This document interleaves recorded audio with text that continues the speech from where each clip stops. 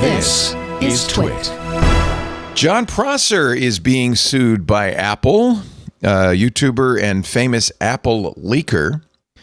Earlier this year, he shared videos of iOS. It wasn't even named iOS 26 yet, but he showed what it was to look like. Apple says, and he denies, I should point out, that Prosser paid somebody, a guy named Michael Ramaciotti, to, when his roommate was away, his roommate worked for Apple, Ethan Lipnick.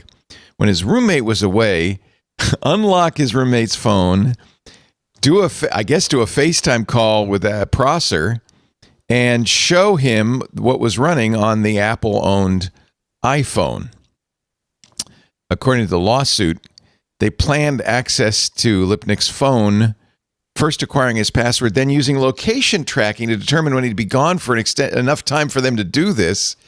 And of course, the journalistic sin, if it really happened, would be offering Ramaciotti money for this. Lipnick was fired. Apple fired him. Apple says his phone contained a significant amount of additional Apple trade secret information that has not yet been publicly disclosed. Yeah. Apple filed the lawsuit to request an injunction against further disclosure. Prosser says, that's not how things went down on my end. Looking forward to being able to speak to Apple about it. Well, I think you will be. I think you will be speaking to Apple. So we don't know what the truth of it is. But it's a big deal for Apple to sue a leaker. On the other hand, if Prosser did what Apple says he did, it is crossing the journalistic. It's beyond the pale. Yes, journalists. Yes. Unquestionably, yes. There are two things. If the allegations are true, there are two things that you're not supposed to do. One is pay for this kind of information. Two is entice somebody to break rules or break the law in order to give you information. The only really if they come in over the transom, you can use it. If this would be completely clean if somebody said, "Hey, I've got a screen capture of what Apple's next UI is," and they just would you like to see it? Right. That happens all the time. That happens all the time. Then you have the problem of, okay, well, why should I trust you? Right. Why should I believe this is authentic? A, B, C, D. But the biggest risk is that you're going to look really stupid when it turns out that you fell for something. But that would be completely legal. There are gray areas in between, but no, you don't pay for leaks, and you do not entice somebody to do something that is illegal or improper. Yeah, that was in journalism school. We had to take a law class, your First Amendment law, and one of the top ones is inducement to breaking laws is not cool. So the idea that you are paying for sources is not general. I mean, there are other parts of the world where that is more common, but it's the inducement, right? It's the idea that I want you to do this for me. It's saying, hey, somebody in government, I will pay you to give me the Pentagon Papers, versus I'm sitting at my desk and the Pentagon Papers come over the transom. Those are different. And if you want to boil it down, I don't like to see big tech companies suing people in the media, because I think the point of this lawsuit is to scare people at Apple and to scare people who write about Apple. I think that's why they do this, is to remind their employees about hygiene for carrying, alphas of unreleased and unannounced products on their person or at their house and being, kind of sloppy about that. And also for people who want to report about secrets of Apple to make them a little more scared. I think that's absolutely why they're doing it. But if you boil it down, so, and I don't love Prosser and I don't like his shtick and I don't like his tone and all that, but whatever, he has an audience and it's fine. And this was a big scoop. But if the way this story went down is that Prosser said, hey, I'll give you money if you break into your friend's phone. I mean, the act, again, I'm not a lawyer, but it feels like the friend committed a criminal act. I don't know if Jon Prosser did or not. It depends on what the law is. But unauthorized access to someone else's device is essentially it's computer hacking, right? It is a crime. It's got to be a crime of some sort. In fact, they are suing him with the Computer Fraud Act, right? But I wonder about criminal charges as well. If they're I don't see any criminal. This is a civil suit. This is a civil suit, but I also wonder if you bandy about the criminal charges in order to get people to respond to your other litigation. But it's not. That's like Andy said. It's not great. especially if you think about the fact that this was not his phone, it was his friend, roommate, whatever phone, and he was enticed. Was he enticed to break into it in order to reveal secrets? It's not good. That's also, not if you're trying to protect your friend with your roommate with the information, you'd say, well, when he was gone, we had somebody else break into his phone when maybe he just opened his phone. That's also possible. You're like, well, they had wasted no time firing Lipnick. Yeah. Lipnick also apparently did not inform them once he realized what had happened. Yeah. In fact, they were informed by an anonymous email. Here's this is my favorite tidbit in the entire thing, because somebody emailed Apple and said, "Hey, Jon Prosser showed me a video of your next operating system, and I recognized that it's Lipnick's apartment." What? How do they? How? What? So somebody who knows him, who has been to the apartment, ratted him out. Yeah, or probably another Apple employee, right? I mean, yeah, but why is Jon Prosser showing? I mean, one possible way is that Jon Prosser has Apple sources where he's like, "Look, you didn't give this to me, but can you show me that this is legit?" And they might say yes or no, but they might also be like, "Oh, that's Lipnick. I'm going to turn him in." I don't know. It's we don't know everything. There's a lot of question marks here. Yeah. Nobody at Apple wants to be near somebody who's leaking. Like it is like you're now fissionable. Like, and you know, what's interesting if you know anybody at Apple, they're kind of willfully not interested in anything they're not working on, because they don't want to have information. They don't want to have random information that's going to get them in trouble, that isn't helping them move forward. Prosser's tweet also isn't exactly a denial. It's a kind of he says it didn't go down that way.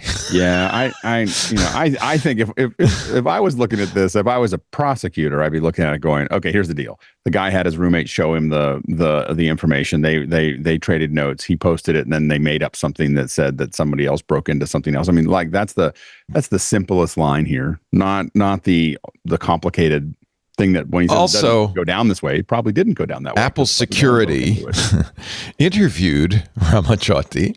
Yeah, you think? And in the interview, Ramachandran admitted what happened, said Prosser had proposed the scheme and, quote, promised to find out a way for me to get payment.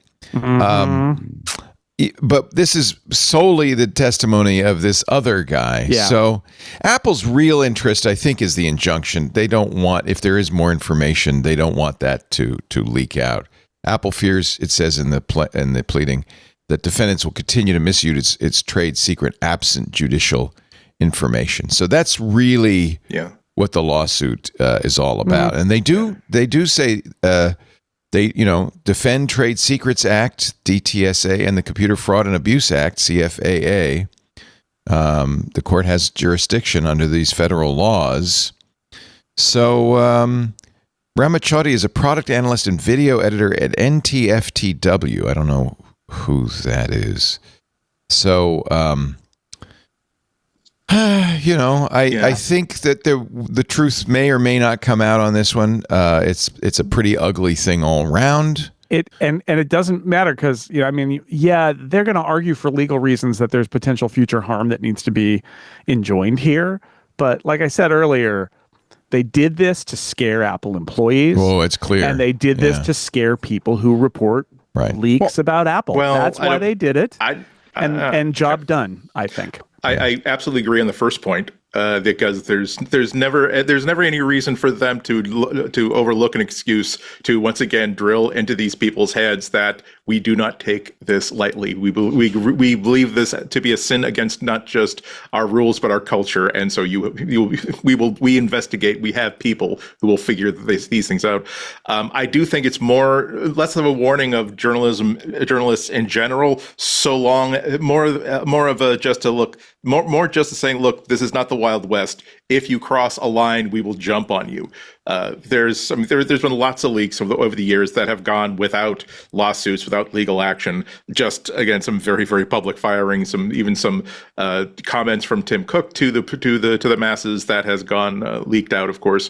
But I don't think that they're trying to say, look, if you get aligned to some good information that we haven't published yet, we're not trying to intimidate. They're not trying to intimidate people into not publishing it. They would love it if they didn't, but so long, don't pay people for the information. Don't entice people to break Apple rules or worse, the law to do it. They do say in this suit, as a direct and proximate result of defendant's conduct, Apple has suffered and continues to suffer monetary and non-monetary injury and harm in an amount to be proven at trial. I don't think he's going to get billions from Prosser, but these include Apple's lost profits from the unauthorized disclosure of its trade secret information, its investigation costs, its attorney fees, and other costs and expenses. I wish them luck proving that there's actual damage in leaking some information in advance. I think Apple having to prove somehow I'd love that to see the surprises have a tangible value, but it doesn't. I mean, the reason I say that it's about a chilling effect is it serves as a reminder to employees to tighten up their stuff, and to people who report about the company to not do stuff like induce people to break into phones. Like, these are good reminders that you can do by filing a lawsuit. They say they lost at least $5,000. That's in this. Sure. But I mean, just the issue is that if he, especially if there's any chance that he could get into he has to lawyer up if there's any chance that he's going to go into a criminal lawsuit. You can't just go into a civil lawsuit without really having the best lawyers, because the advantage of the civil lawsuit is there's no Fifth Amendment. so you can just ask lots of questions, right? And they can't defend themselves. And the standards for proof are lower as well, right? And that's all admissible in your criminal case. So the issue, if as long as there's not a criminal case hanging over you, there's no way for you to protect yourself.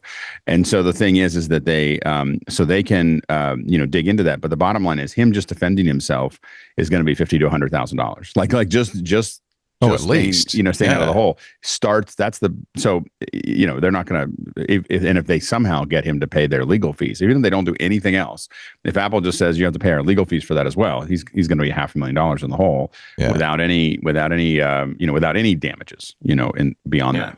And I mean, as a son of a lawyer, you might have a better insight into this than anybody else, but it's certainly not a slap suit. Okay, it's not. We're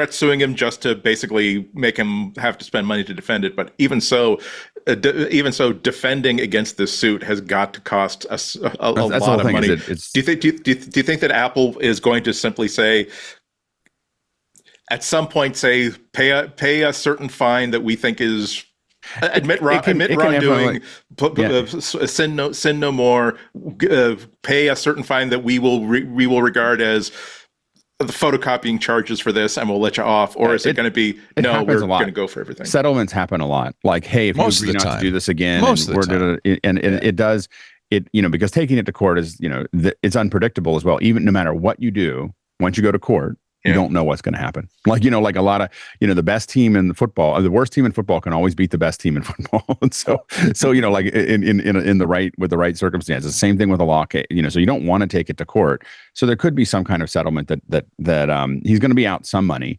But I think what they really wanted to do is stop doing that. And to Jason's point, they really want their employees to be more careful about what they're, whether they gave it to them or talked about it or whatever.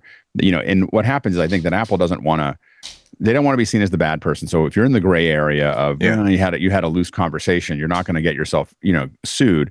But as soon as you step a little bit past that gray area into an area where there's a clear shot, like they're gonna go after you, because it makes them crazy. Like, it makes every company crazy when people are sharing what they're trying to work on. Makes Apple crazier than anybody, of course. Yeah. Because they're admittedly, Apple oftentimes is way ahead of everybody else, and they don't want other people thinking about those things until they've done the thing, right? But really, I mean, did they really get harmed by what Prosser published? No, I don't think so. Yeah, that's why if they do go forward with this, I would love to see, assuming that Prosser's lawyers are good and they're funded enough to actually fight this. I would love to see the discovery process. Hey, Apple, calculate for us and show us documentation of how you value certain bits of information and how you monetize different features. I don't think that Apple's going to be interested in that part of the process at all. Plus, it sounds like this all hinges on Ramachandran's testimony. Like, that's who said Prosser paid me. There's probably, unless there's a check, unless there's a large payment going into his bank account. It puts the screws to Prosser a little bit more to get him to agree. I mean, the classic example here is the Think Secret suit that they did like 15, 20 years ago, where there was a website that Apple sued, and basically as part of the settlement, that website shut down, and that guy said, I will never do this again, and he disappeared. And that will probably be the case here. I will say, for people who are wondering, like I talked to people at Apple, people have rogue, future OSs on devices at home all the time. This is common, and it's not like he secreted this thing out of Apple. It's common, and there is a device hygiene kind of thing you need to do. And what happened here is it was somebody with access to the guy's house who knew his passcode, and that's the reminder to Apple employees is not don't be a leaker, although I guess that's implied, but it's that sort of tighten up your own security, that like you don't show this to your friends, you don't let your friends know your passcode, you use a different passcode on this stuff, and if you can't secure it, don't take it home. But they do take it home, and that's allowed. They just have to be smart about it.